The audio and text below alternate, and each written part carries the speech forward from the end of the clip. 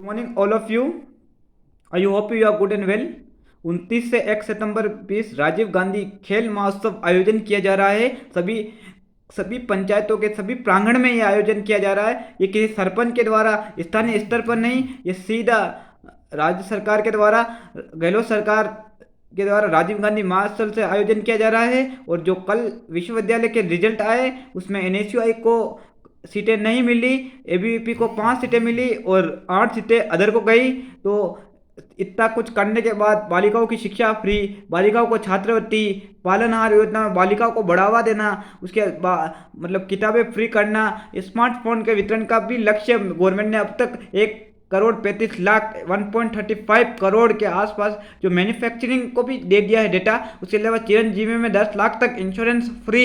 उसके अलावा kidney transplant, other operation सारे फ्री होने के बावजूद जो वोटिंग नहीं हुई है, इसके लिए सरकार स्थानीय कार्यकर्ताओं को से निवेदन है सभी पंचायतों के कि कम से कम प्रचार से ज़्यादा करें। बाकी ये निर्दयी लोग हैं जो आपके वोट खा रहे हैं। ये देखिए आपके सामने रिजल्ट सामने आ गए हैं और किसी युवाओं को वापस चांस देना चाहिए, क्योंकि मेरे हिसाब से अब युवाओं की मांग बढ़ने के साथ साथ भले ही गहलोत सरकार ने बहुत अच्छे काम के बावजूद इनको वोटिंग का शेष काफ़ी कम मिला। ये आश्चर्य की बात ही है कि सब मिल के जुल के वापस काम के बलबूते इस सरकार को आगे बढ़ाए, बट ऐसा होना मुमकिन नहीं दिख रहा है, क्योंकि जिस तरह रिजल्ट आ रहे हैं मेरे को ये मुकाबला कड़ी टक्कर का लग रहा है। इसलिए अभी से सजग होने की ज़रूरत है। सीडब्ल्यूसी में कांग्रेस को नया अध्यक्ष भी मिल जाए और उसके अलावा जो इस्तीफे दे रहे हैं, कोई बात नहीं, इस्तीफे देते रहते और जाते थे, बट मेहनत करने वाला और सच्चाई की हर बार हार होती, सच्चाई की अंत में जीत होती है। झूठ कितना भी पराक्रम दिखावे, जीत सच्चाई की होती है। और आर्थिक नीतियों में जो 2022 अक्टूबर में गहलोत सरकार के द्वारा जो लाया जा रहा है MOU, उसमें काफ़ी इन्वेस्टमेंट उदयपुर के लिए भी काफ़ी निवेश का विचार होगा। इसमें पर्यटक स्थलों को में भी आय की बढ़ोतरी हुई है जो निवेश किया है राज्य सरकार के द्वारा। मोहनलाल सुखाड़िया में भले ही लोगों ने ABVP के पैनल को लगातार विजय बनाया है, बट NSUI की तरफ से काफ़ी कुछ किया जाने के बावजूद जो दुष्प्रचार है, जो कटारिया के मतलब गुलाब जी कटारिया का जो एरिया होने के लिए जो श्रेय वो उन्होंने उठाया, इसके लिए आपको सबको आवाज़ उठाने की ज़रूरत थी और किसी ने आवाज़ उठाई नहीं। और जब रिजल्ट आ जाता सब जने आवाज़ उठाते।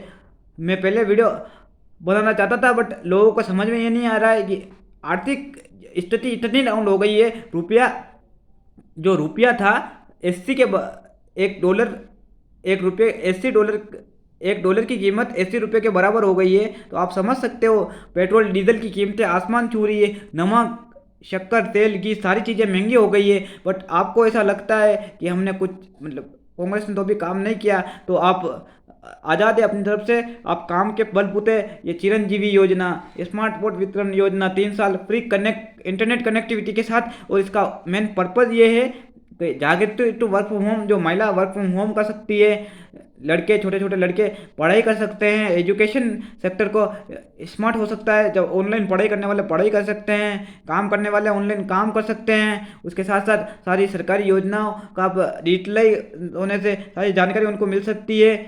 और एक मुद्दा मैं और रखना चाहूँगा, आधार कार्ड का मोदी सरकार ने खूब विरोध किया और उसी आधार के बलबूते अब वो उसको डिजिटल पहचान दिलाई गई। उसी आधार के बलबूते जो आधार कार्ड ने आपने विरोध किया था, हमने निकाला था, इसका विरोध आपने किया था। पुरानी पेंशन कांग्रेस की सरकार ने निकाली थी, आपने विरोध किया था। गेहूं राशन वितरण कांग्रेस ने निकाली थी, आपने विरोध किया था।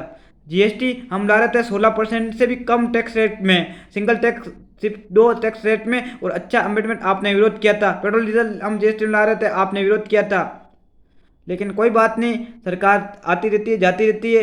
एक आर्थिक गतिविधि जो देश की काफ़ी कमज़ोर हो गई है, आर्थिक गतिविधि है जो अगर एम्प्लॉयमेंट ही लोगों के पास नहीं होगा, लोगों को किस्तें भरना सर दुश्मन हो गया। इंस्टॉलमेंट 15-15 20-20 हज़ार रुपये लोगों के होम लोन चल रहे, कार लोन चल रहे, बिजनेस लोन चल रहे, सारे लोन चल रहे, उसको पेमेंट करना, रीपेमेंट करना काफ़ी मुश्किल हो गया। जो रीपेमेंट करना चाहता है वो भी रीपेमेंट नहीं कर पा रहा है। तो कृपया करके ध्यान रखें कि बीजेपी सिर्फ शासन करने के लिए, सत्ता को तोड़ मरोड़ करने करके पेश किया जा रहा है। हर बार हर जगह सरकारें गिराई जा रही है और एनयूसी इस बार जो ये भी नतीजे आए हैं, राजस्थान सरकार को सजग होने की जरूरत है और दूसरे चेहरे को मौका देने की जरूरत है, क्योंकि गहलोत साहब से मेरा विनम्र निवेदन है कि कम से कम अब अपना पद को दूसरे अगर केंद्र में चले जाएं और राज्य सरकार में सचिन पायलट को मेरे को लग रहा है मुख्यमंत्री पद का उम्मीदवार कांग्रेस को घोषित कर देना चाहिए, क्योंकि जल्द से जल्द घोषणा होगी तो वोट बेनिफिट होना चांसेस ज़्यादा है। बाकी जैसा कि नियम है, राजस्थान में सरकार रिपीट नहीं होती है, इतने काम के बावजूद अगर रिपीट नहीं होती है तो उसके लिए बहुत दुखद स्थिति होगी।